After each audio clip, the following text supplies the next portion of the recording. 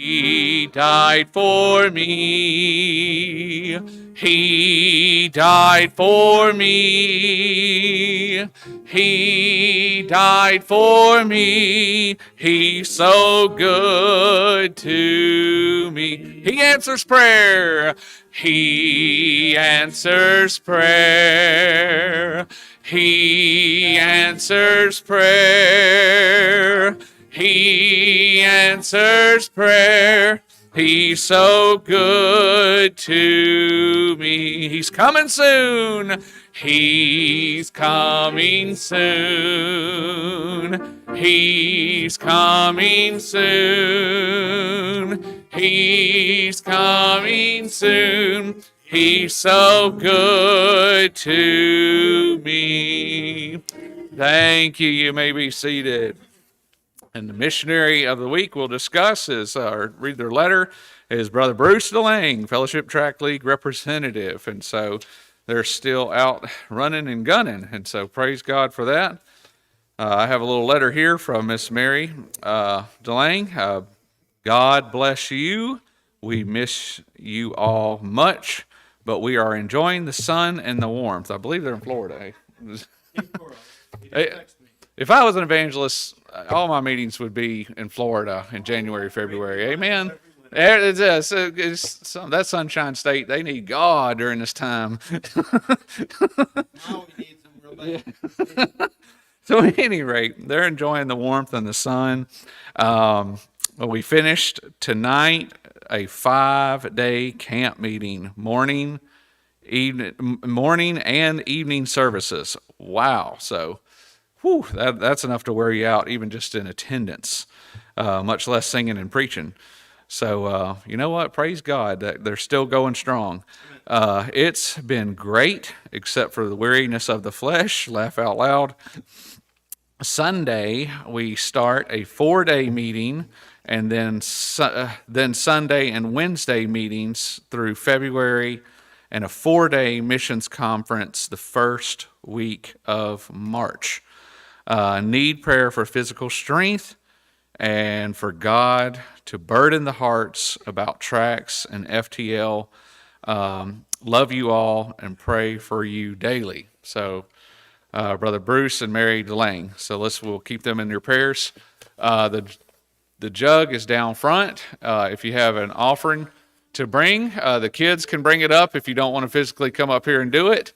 But at this time, we'll take up our missionary offering. The jug's down front. It's just a cash offering for our missions conference in October.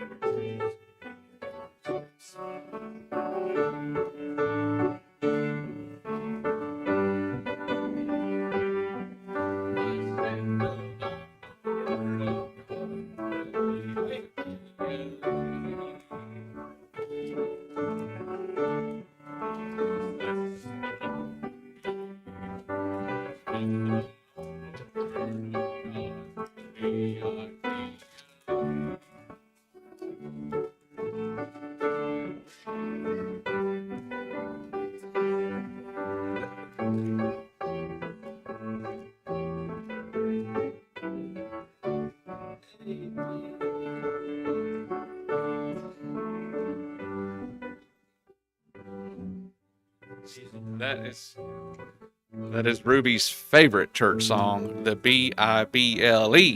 Yes, that's the book for me. Let's stand together. We'll be dismissed. Everybody goes to their Sunday school classes as normal. In junior church, that's the worship hour. That's not this hour, but the next hour to come. Pray for Danita and Haley and Parker and all the kids. So just pray for them. They're out sick. And so with that being said, all the kids will be upstairs in the worship hour. Okay. No junior church. Okay. So you guys, you kiddos, y'all ready? You're going to get here, Brother Bill, hellfire and damnation. Amen. No. But no, the kids will be up here. Another Sunday school announcement is that there will be a Sunday school symposium. I use that word with a purpose, symposium, because that it's a question and answer time, and it's an interaction time. We're going to do it, try to do it semi-annually. And so that'll be the 22nd on a Sunday night after the service, and I'll try to have hot chocolate.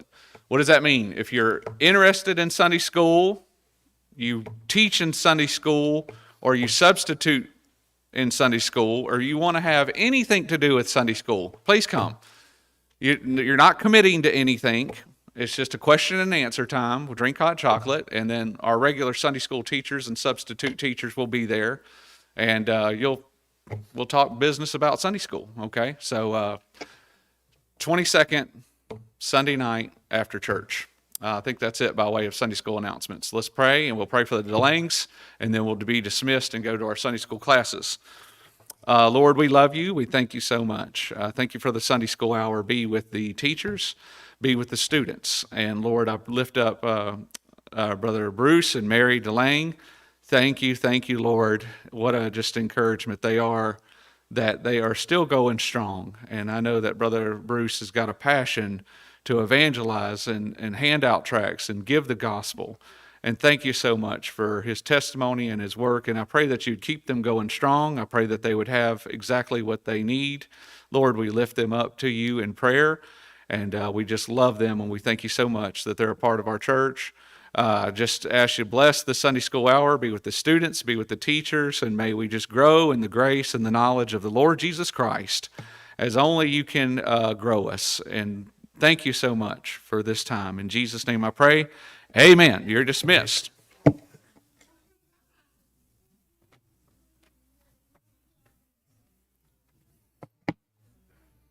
Ta-da. Try to get it up high if you can. You got it. It's yours. Amen. Begin, Joe. Shiva.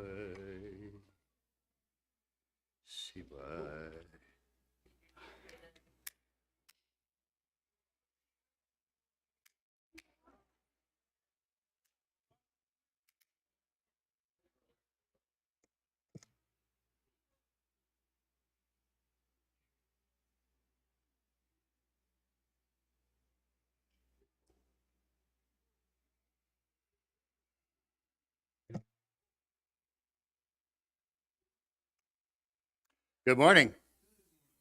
It is a good morning. Okay. Let's just talk for a while. Now, I hear that people say that, and I say, well, that means he doesn't know what he's saying, but he's trying to figure out what I'm thinking. Okay. I think we don't take the time sometimes to appreciate the people who are leaders in the church. Because most of us, our main participation is coming to the meetings. Y'all agree with that? 2 Sundays, a Wednesday, maybe visitation. If you stop and think about it, the leadership of any organization is only as good as the foundation of the corporation, the company, their business, okay? And when you stop and think about it, the church is, in essence, like a business, okay? Our primary objective, if you probably had to come up with a statement, what's the purpose of the church? It's to save souls. That's about as simple as you could make it, okay? But at the same time, you think about all the things that fall below the leadership. People who are volunteers, people who are in love with their church. And I think that Sunday school is probably, I fought with this for years. I thought, is there a better name for it than Sunday school? Because school, most of us, means something we probably either really enjoyed or didn't enjoy too much growing up, okay? So let's set that aside. What I'm trying to get us to think about is the people who are, the ones who are always there, the volunteers, the leaders, so on and so forth. They have a purpose also. Their purpose is to help you grow in the Lord. Okay? And somebody said, well, I'd like to volunteer, but I don't know what I could do. You know what? Once you volunteer and tell the Lord you're willing to work in his company, he'll find something for you to do. Okay? And I know Brother Stoddard is, we got this meeting coming up next week, and he wants those who are interested. Now, let me just kind of share a couple things before I get into our lesson today. You may not have the ability, but Christ is looking for availability. Are you willing? Are you willing to give up, sacrifice, whatever word you want to use, some of your time to help in the development and the growth of our church? Now, let's be very honest, okay? Churches today, we're not the only ones in this particular area. Churches today are struggling in a lot of ways. I talked to pastors a couple weeks ago, maybe it was last week, I can't remember, and talked about how few young men are getting into the ministry. Does that concern you? Well, it should. I think about these little crumb snatchers who come down here every Sunday morning and bring our monies down. That is our future. That's the future of the church. They need direction. They need mentoring, tutoring. They need examples. Do we as older folks make ourselves examples or expose ourselves as examples to our younger people? I think about those things, and it doesn't worry me because I never worry. Worry is nothing but a pain, okay? But I'm concerned about the growth of the church. Now, Don, what brought this up? God did. It's been on my heart. You got a 90-year-old man over here, still attending church. You ever ask him why he comes? Because she makes me. No, that's not the answer, okay? He loves the Lord. He loves the Lord. I'm sure each of you this morning, you love the Lord. So I'm going to stop there with that, but I want you to think about that in your prayer. How can I become more of a mentor, developer, whatever word you want to use? Because we all need, I learned something new. Mickey is an excellent source of Bible knowledge. I can ask him any question, and I know I'm going to get the answer. Not his opinion, the answer from God's word. And that's what's happening today. And I bring this up because some of the things we're going to talk about in talking about Joseph, the Old Testament Joseph, here in the next 12 weeks. And by the way, I'll give you an outline of what's coming up. The first 6 weeks, I will be doing the Sunday school service, and then the last 6 weeks of this quarter, the pastor. I think that's what we've agreed to. Now, we're flexible, so if you expect him and you get me, just live with it, all right? But as I think about getting into this study today, what an excellent example God gave to us through the life of a young man named Joseph. Now, Joseph, quite a popular name even today. You stop and think about it. He had some things in his favor, and he had some things that seemed to be not in his favor. And it was primarily, one was external and the other was internal. Now, if I step on your toes here, it ain't me talking, it's God talking, I hope. Okay? Sometimes the most difficult people to deal with is who? Family. Do you agree with that? Let me give you an example, and I've told most of you this 1,000 times. I grew up in a household with 7 older sisters, and you thought you had problems. I was not very well accepted. because I was not part of the group. Okay? Now, my father and mother both wanted a son. So they were not blessed immediately. They had 7 daughters. Now, when I say this to you, I'm pure as I can be and say, I love my sisters. But as I look back, I think of some of the things that they said and did to me that kind of stretched that love, if you know what I mean. Okay? So, as I read about, think about, and study about Joseph here, there was one thing that started this whole downfall from his family, and it was his father's fault. Now, his father is pretty old at this time when he has his youngest son, okay? And he had made it clear that Joseph is my favorite. Woo! Now, I have a lot of favorites. Chocolate ice cream hits the list, okay? I have a lot of people who are favorites. Don't yell at me. I'm just another human being. I can get along with most people. I told my wife, I said, if I could just deal with the people who I like, my life would be much simpler. God don't work it that way. Okay? You know what my sisters had the audacity to do? Get married. So now we get another flavor in the home, in the family. And I had a couple of brothers-in-law who were meaner than a one-eyed snake. They came from the wrong side of the tracks. And they tried to influence me to change my way. Now, if I stood up here and told you I was a perfect child, you know that's a lie. There is no such animal, okay? But you think about the fact that you are swayed by your family more than probably any other group. Would you agree with that?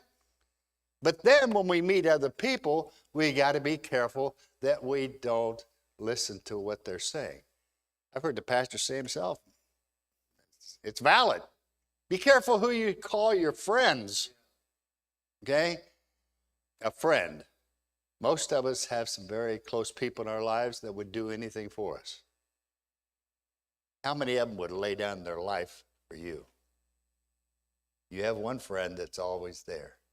And that friend, Joseph, knew of. And God knew of his son, Joseph. Okay? So let's think about, as we look into this today, what brings about this thing called hate? That's a strong word. Hate. I hate asparagus. That's a stupid statement. I really don't like it. Okay? But I don't hate it. It never did anything to me. I won't allow it. I won't eat it.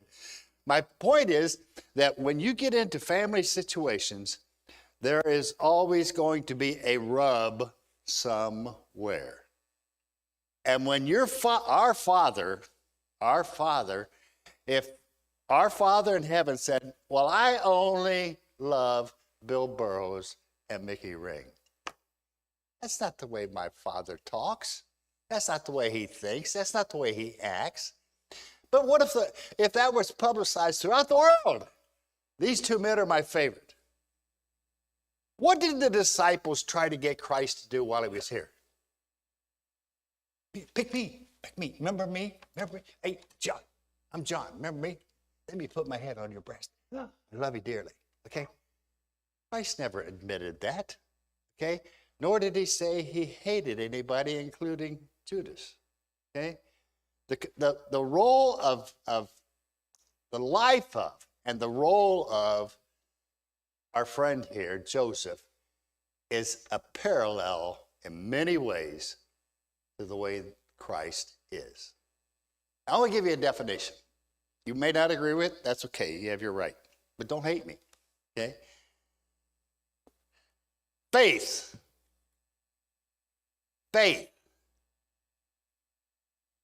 Faith is the moral response to the character of God. Well, how do I learn the character of God? I'm glad you asked. So as you think about reading some of these stories, Old Testament, New Testament, these individuals, character studies, and so on and so forth, you look at them and say, oh, he's got the characteristics of Christ. He acts like she acts like she talk, they talk. Yeah. Shouldn't that be said of all of us who are Christians? That we have the character of Christ, of God, okay? He put us here for a purpose, many purposes. But one is to exalt him and to love one another. I was in grade school, 4th, 5th grade. This kid came from a neighboring city, and he was a bully. Buddy Tackett. He's dead now, so if you hear me, buddy, you're not hearing me, okay? He had a reputation of being a bully. And he had tattooed on his knuckles, on his right hand it said love. And on the left hand it said hate. Now this was back in the days when we did tattoos with an ink pen and a needle. There was archaic, but the best we had.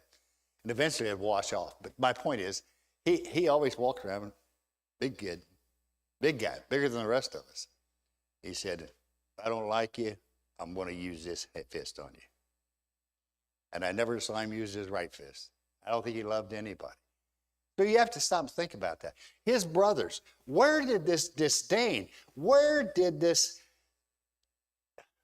hate come from? Where does hate come from? Same place love comes from. It comes from your way of thinking and what you expect of others. Now, did the father help Joseph out here? No, he did not at all. Okay?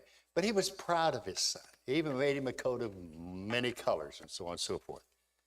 So, Jacob, father, this was his 11th son, but Rachel's first. And by the time Joseph was 17, the brothers so hated him that they decided to get rid of him. Which means what? You get rid of somebody when our vernacular days, you got to kill him. Now stop and think about that. This is impossible for you to even rationalize. You can't rationalize hating somebody so much that you want to kill them. But yet we use the term like it's just an everyday term. Oh, I hate my job. I hate my neighbors. I hate my wife. I hate my husband. How can you coexist with anybody that you would say you hate? You can't. I was amazed as a young man working for my father on how many divorce cases he had. And I was never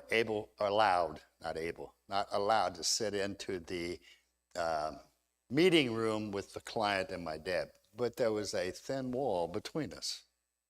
And I can remember so many people coming in, divorce, divorce, divorce.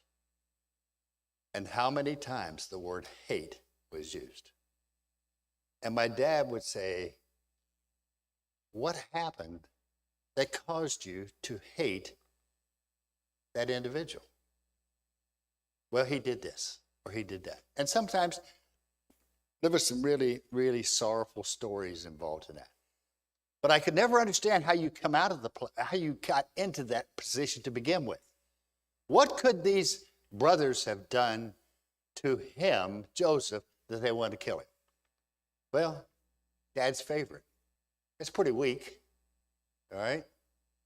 I never asked my father who he loved the most in our 9 kids.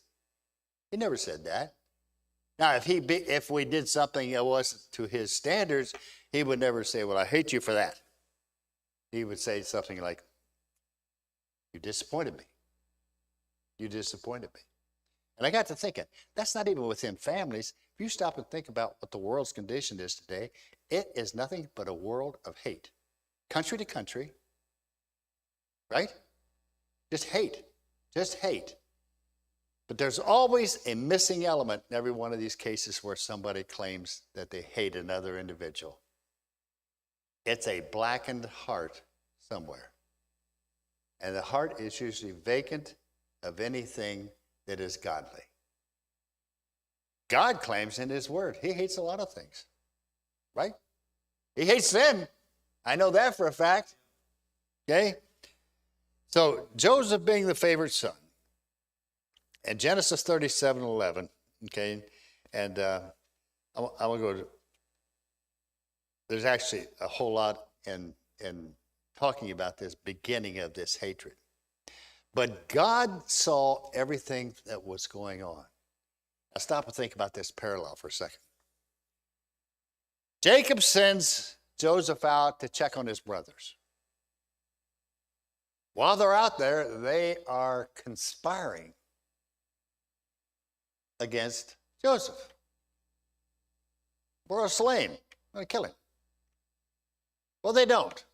Which one? Was it Benjamin or Reuben who stepped in? Said, no, we're not going to kill him. We're going to sell him. We're going to sell him as a slave. Okay? And as they get ready to do this, they're at a pit, a well, whatever it was, and they're going to put him in this well. La, la, la, la. You all know the story. Here come these vagabond traders along, and they sell him as a slave. But to convince Daddy that he's not only missing, because Jacob had sent him out, him being Joseph, to check on his brothers. What found out was that they have to think, well, how are we going to tell Dad about this?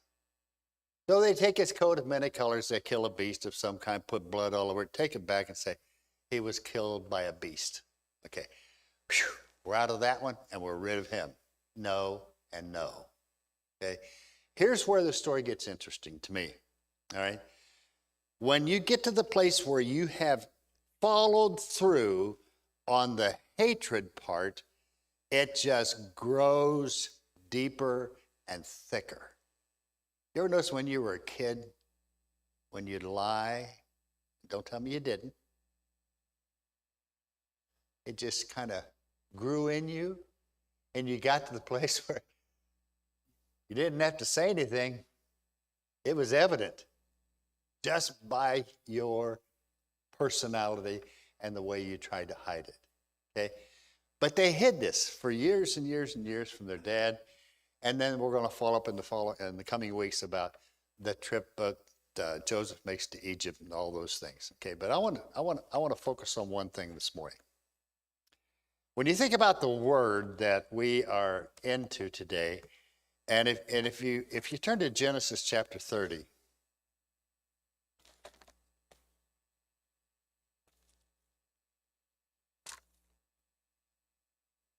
Before we get there, do you remember it's probably been a month and a half? I told the pastor this at the time, and I still believe it. I think it was one of the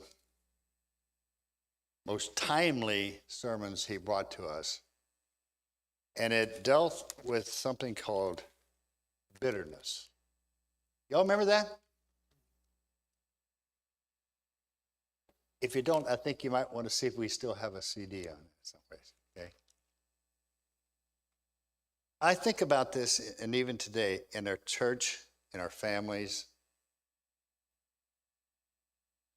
Bitterness is a preamble to me to hatred.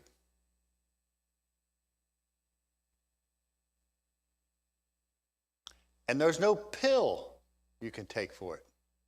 There's no shots you can give for it. There's only one solution, and that's Christ. That's God's hope for us is that we do not experience such bitterness and hatred. But as we look in God's word this morning in Genesis 30, 22 through 24, okay, it says here, let's see if I got the right one here. 30, 22, 24. Okay, this is the beginning of this. And God remembered Rachel, and God hearkened to her and opened her womb. And she conceived and bore a son and said, God hath taken away my reproach. And she called his name Joseph and said, the Lord shall add to me another son. Now, when I read that, my mind says, well, there had to be a separation. Here, this boy is only 17 years old now that we catch up with him, but he's got older brothers.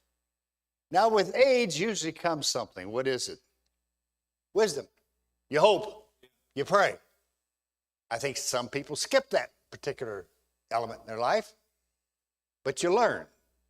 Now, I go back to this, and this is the parallel of my family. My older sister, when I was born, was 18 years old. Okay? And it seemed like mom and dad had one every 24 months or something like that for a long time, and finally got to me. Okay? Now, I never viewed my family in any way of disliking me. I never heard the word hate. Okay? But I did understand and saw and felt a separation between me and my sisters. Well, how'd I sense that? I'm a young man. I'm a young child, young boy. How did I sense that? By how they treated me. Yeah. Somebody comes into our church. We got some visitors this morning. How do they want to be treated? They want to sense some love, a lot of love. And it doesn't tell us in here after the fact that Joseph, what happened in his young life. But something had to happen.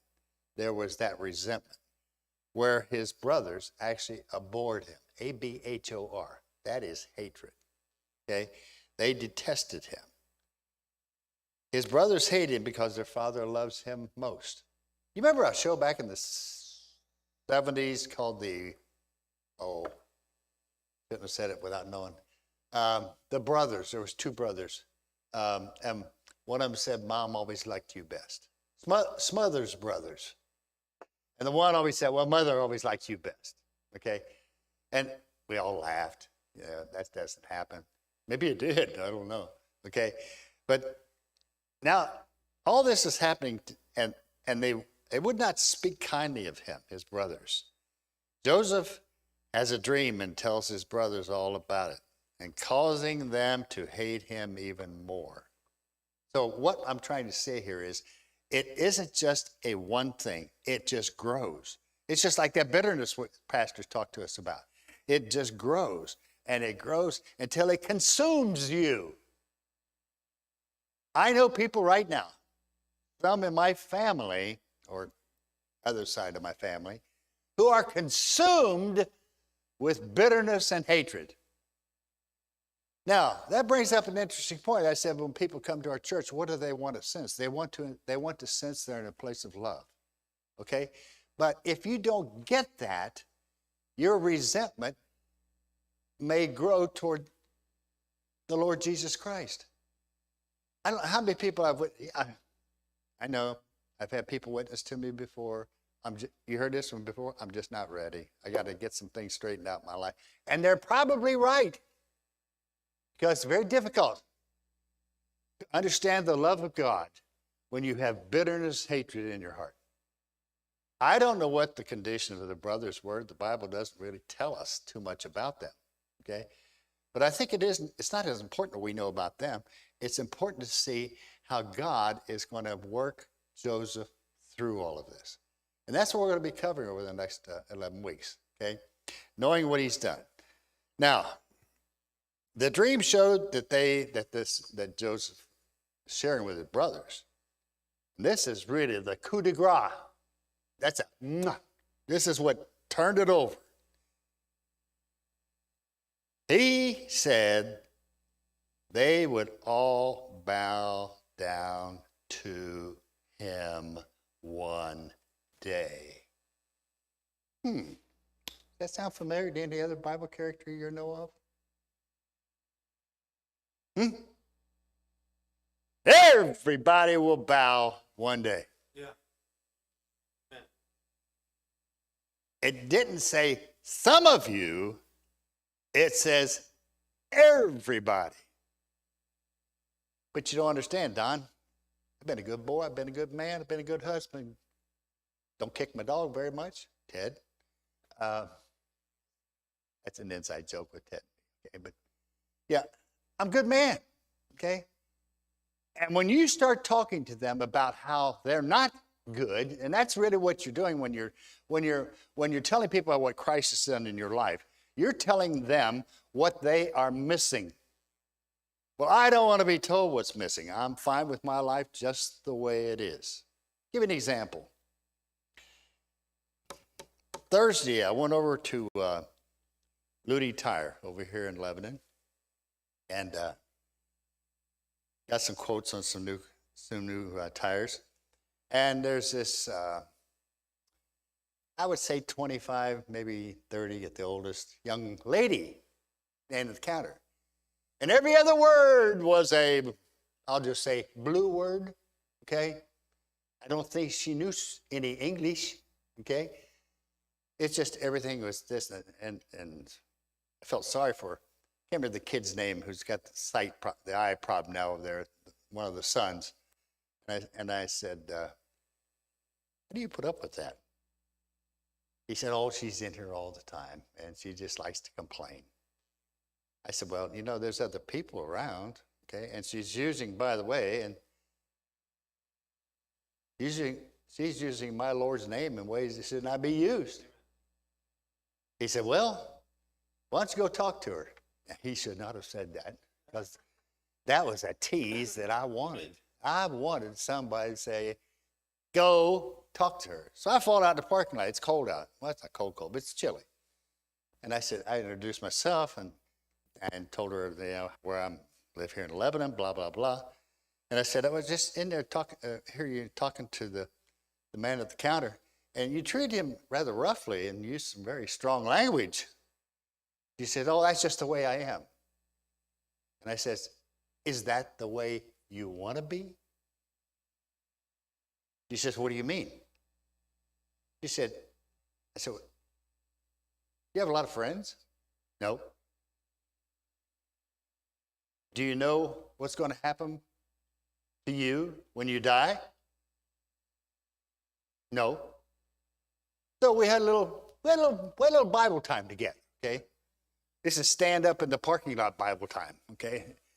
And so she started talking about it. She says, well, I've heard that before, that if I just give my life to God, that he'll turn my life around. I says, is there some reason that you can share with me as to why you don't believe that?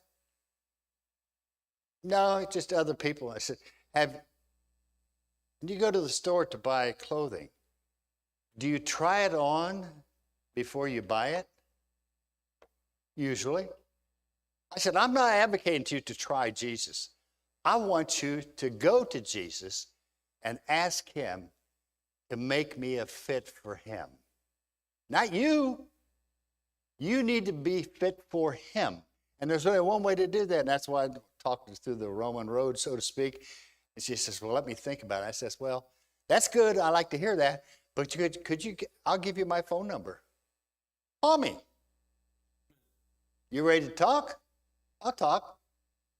I'm not going to send her to the preacher. I can tell her the story, okay?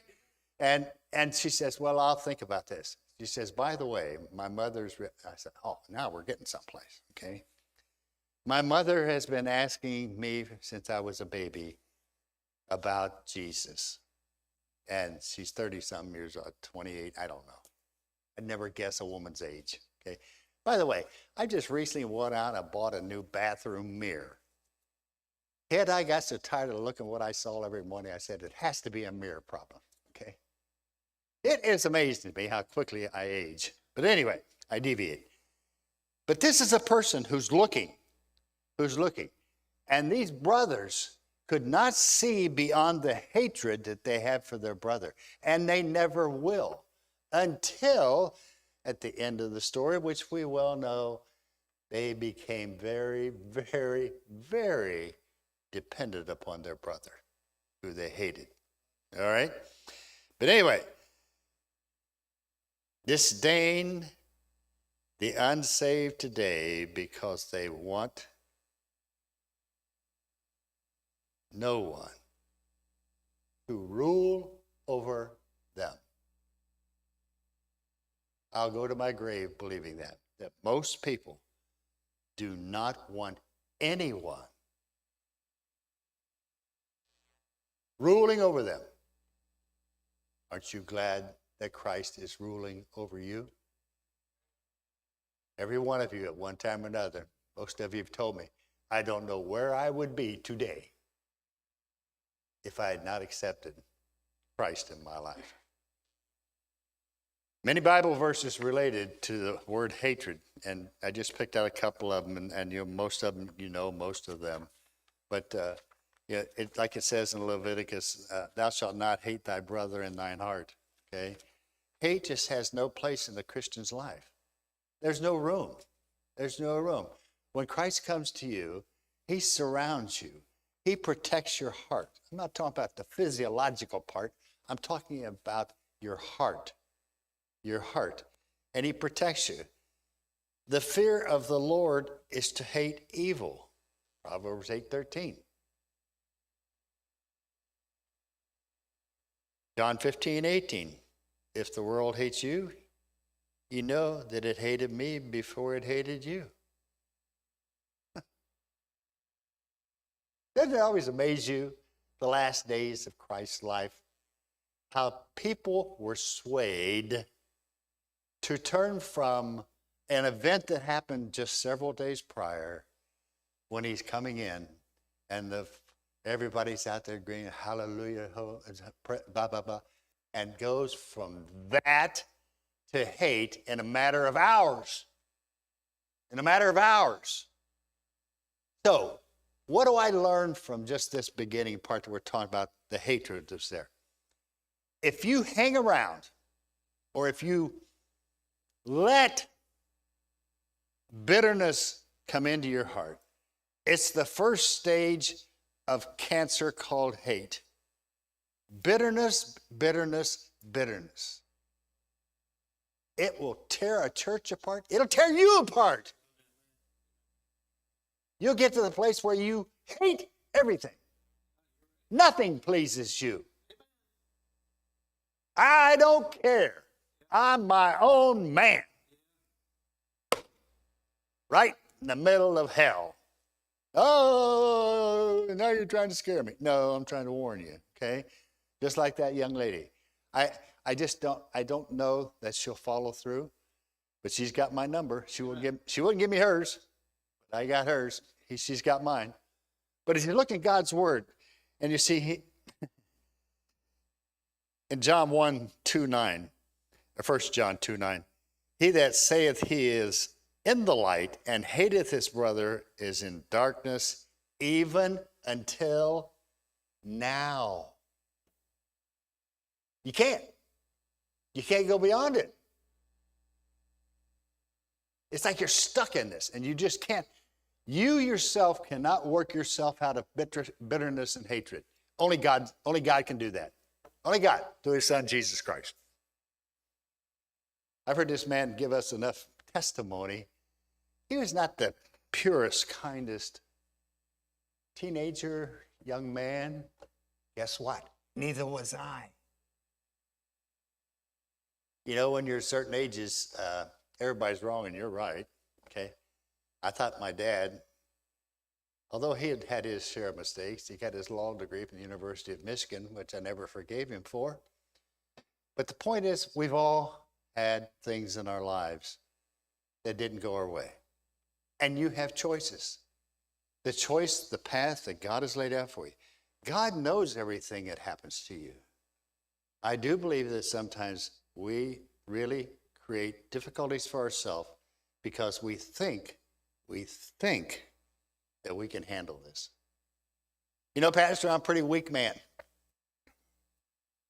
Mickey, I'm not nearly as strong as you might think. Brother Eunice, I'm just a weak old glob of protoplasm. And guess what? So are you. I need direction. I want to know that I have that one that I can go to who consistently knows what I've experienced before I experienced it. So why am I concerned about it? My wife always kids me. She says, why don't you get mad? I said, I did once and nobody cared. I don't have room for it. I don't have room for it. Does that mean that my life's perfect? Oh, no. Does that mean I'm better than anybody? No. Nope. I'm still that hunk of protoplasm. But I've got a leader, okay? And you're going to see through the rest of our sessions here with Joseph, Joseph is always in God's plan for his life. So what can we learn from that? When you see any bitterness or hatred coming your way, I don't care from whom or from where, step aside. Step aside. You let it in the side door, it'll take over. You let it in the back door, it'll take it over. You let it in the front door, it'll take you over. Okay? And it'll destroy you. Usually, when you become in that position of being destroyed, you're destroying others at the same time. At the same time. Joseph, excellent. The Christ likeness. I was talking to Brother Stoddard and the pastor for working, and we talk about Bible characters who have Christ-like attributes or characteristics. Shouldn't we all? Yeah. They're just Bible characters. They're not raised above us. They're examples of us in reality, and how we deal with that, we learn by how God worked in their lives. My prayer to each of us is this. And number one, take God's word and apply it to your heart. I want to ask you a question. Do y'all agree with this statement? Your heart does more leading than your brain.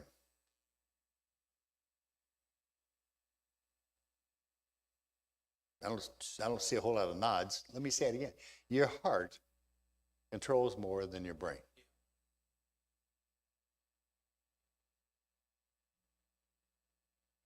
There's some big hearts in this church.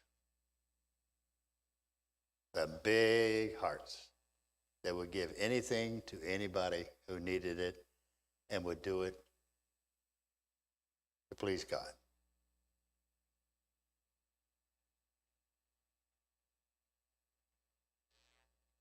Joseph has a mission here. He's walking away from what most of us would have been consumed by. Now, getting sold into slavery a couple of times, working at Potiphar's castle, whatever it was, and so on, and living the great life. I'd have made. Not what God hadn't planned for him, okay?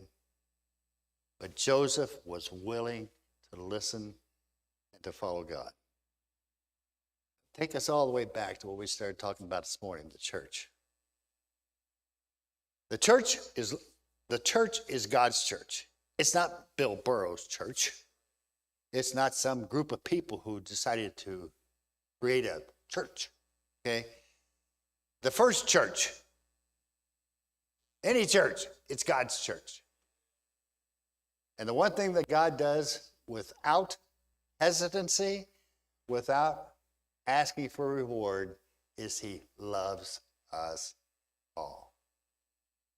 Now, could those brothers, maybe they could be saved at some time? Hey, never give up. Neighbors, still praying for them, right? You never quit. You just never quit. But we can continue to be an example of love. Father, thank you for the examples that you give us in your word. Father, we thank you that we have accountability plus responsibility, Father, to you.